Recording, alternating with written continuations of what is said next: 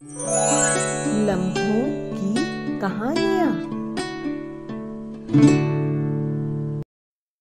नमस्कार प्यारे दोस्तों, कहानी वाली मुग्धा एक नई कहानी लेकर आपके सामने उपस्थित है। दोस्तों, अ friend in need is a friend Indeed, ये वाली कहावत तो आपने सुनी ही होगी। इसका मतलब कि मुसीबत में जो सहायता करे वही सच्चा दोस्त है। आइए ऐसे ही दो प्यारे दोस्तों की एक कहानी आज मैं आपको सुनाती हूँ। एक बार की बात है, एक गरीब लड़का छोटू अपने माता पिता के साथ रहता था। उसके पापा मेहनत मजदूरी करके अपने परिवार का पालन पोषण करते थे। साथ ही पास बने बंगले में सुबह शाम पेड़ पौधों की देखभाल करते थे, मतलब घर में माली का काम करते थे। उस बंगले के मालिक एक सेठ जी थे। सेठ जी बहुत भले इंसान थे। एक बार सेठ जी का पर्स गलती से छोटू के घर के सामने गिर गया। छोटू वहीं पास में खेल रहा था। उसने दौड़ के पर्स उठा लिया और सेठ जी के पीछे पीछे दौड़ा।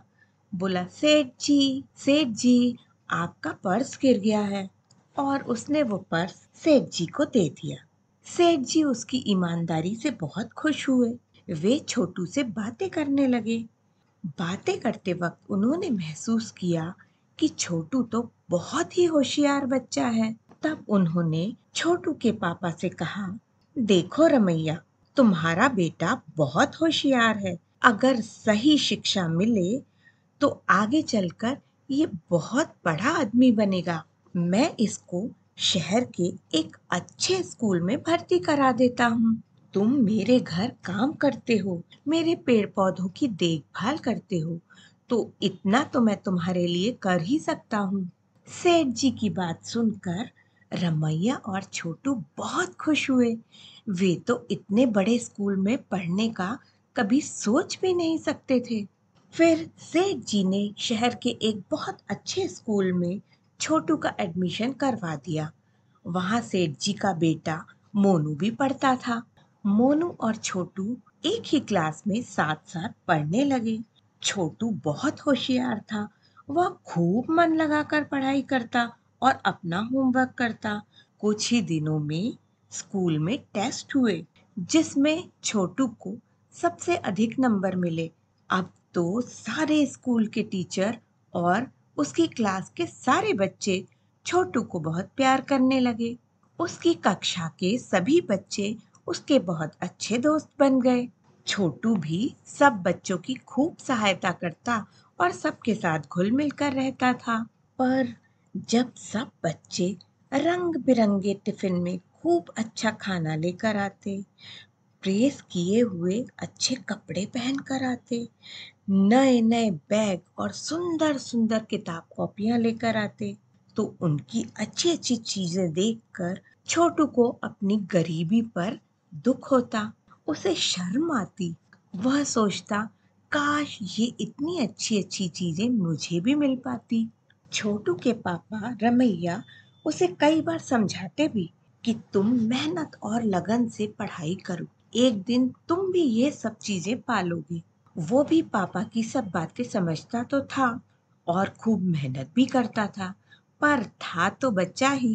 कभी कभी उसका भी मन अच्छी अच्छी चीजों और खिलौनों के लिए मचल जाता था।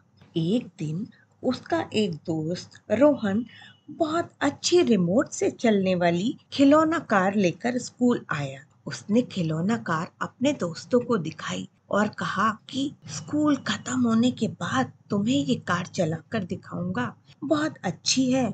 अभी तो टीचर डांटेंगी क्योंकि स्कूल में ये चीजें लाना मना है।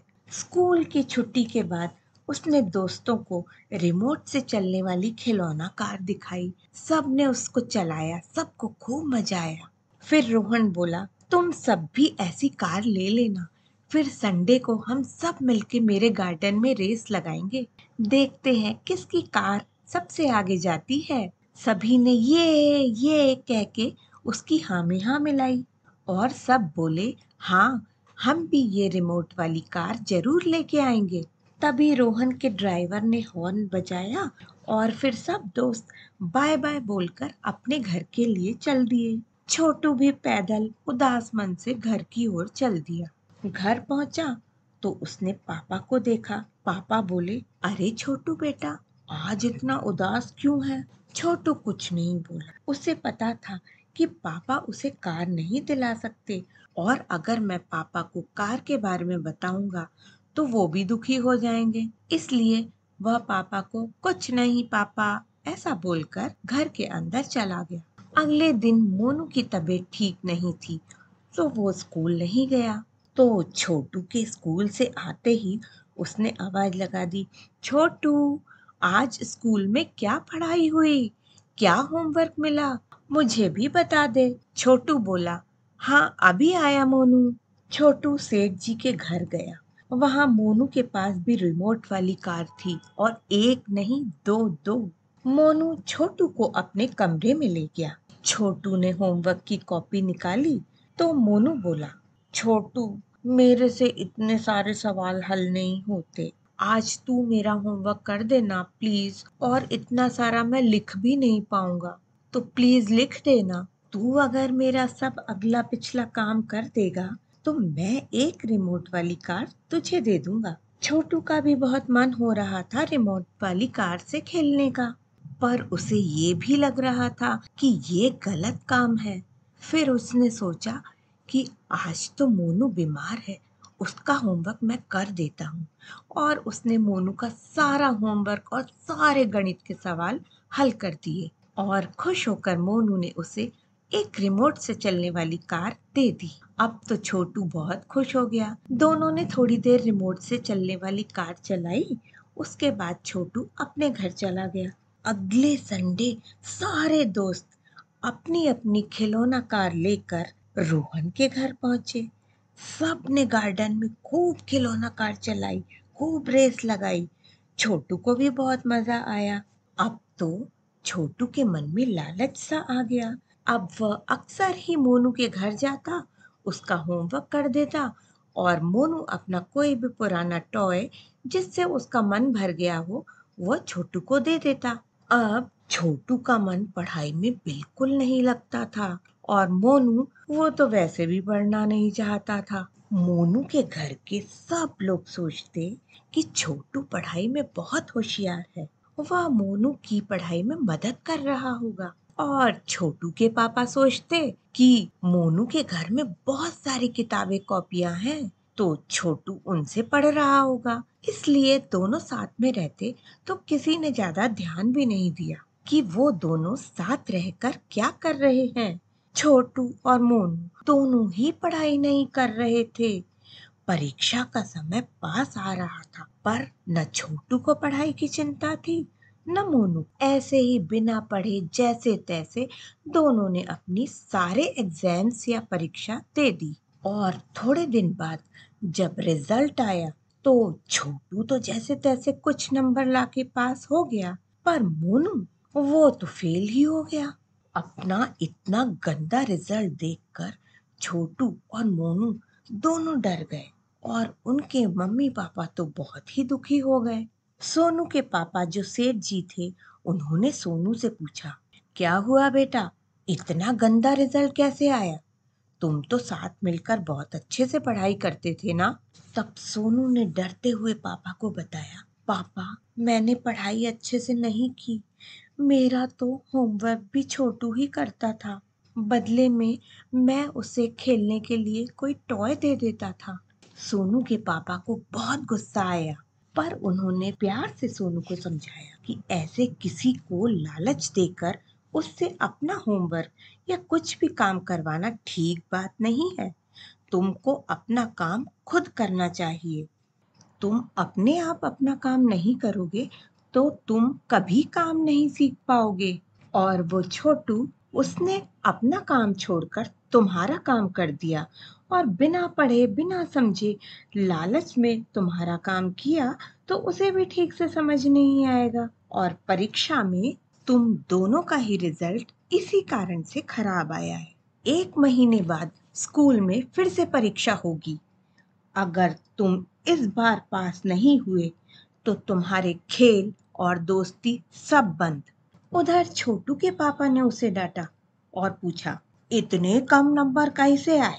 पढ़ाई ठीक से नहीं की थी क्या? तब छोटू ने बताया कि मैं अपना होमवर्क तो कर ही नहीं पाता था। मोनू का होमवर्क करके हम दोनों खेलने लगते। फिर छोटू के पापा ने उसे समझाया, बेटा तुम मोनू के घर पढ़ने जाते थे तो तुम दोनों को अपना अपना अलग अलग होमवर्क करना चाहिए था ना। जहाँ समझ नहीं आई वहाँ एक दूसरे की सहायता करनी चाहिए। ऐसा नहीं कि लालच में तुम उसका काम कर दो और अपना छोड़ दो। बिटुआ, सेठ जी ने तुमको अपना बच्चा मानकर बड़े स्कूल में नाम लिखवाया, बड़े स्कूल में एडमिशन कराया और तुम पढ़ने की जगह खेलने में लग गए, लालच में आ गए।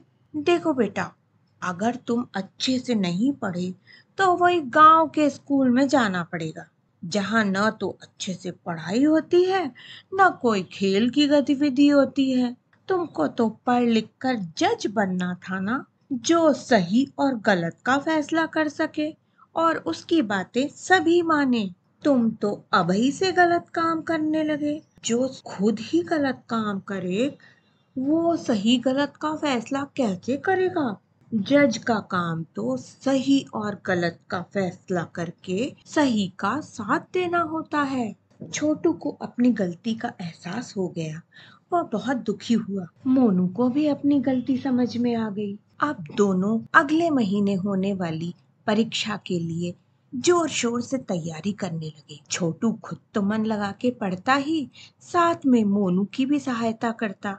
जहां उसको परेशानी होती वहां उसको समझाता। ऐसे दिन रात मेहनत करने के बाद दोनों बच्चों ने परीक्षा दी और रिजल्ट आया तो दोनों ही बहुत अच्छे नंबरों से पास हो गए। छोटू और मोनू के घर में सभी बहुत खुश हो गए। अब तो छोटू और मोनू दोनों बेस्ट फ्रेंड बन गए। दोनों हमेशा एक दूसरे की सहायता करते और अगर कोई गलत काम करता तो उसे रोकते और समझाते, उसकी गलतियां बताते, क्योंकि दोनों ही जानते थे कि छोटू को बड़ा होके जज बनना है और सोनू को बड़ा बिजनेसमैन। तो दोस्तों, आपने देखा कि छोटू ने कैसे कठिन समय में अपने दोस्त मोनू की सहायता करी और उसे परेशानियों से बाहर निकाला। आप भी अपने दोस्तों से अच्छे से दोस्ती निभाइए बच्चों। अगली कहानी लेकर शीघ्र उपस्थित होती हूँ। धन्यवाद।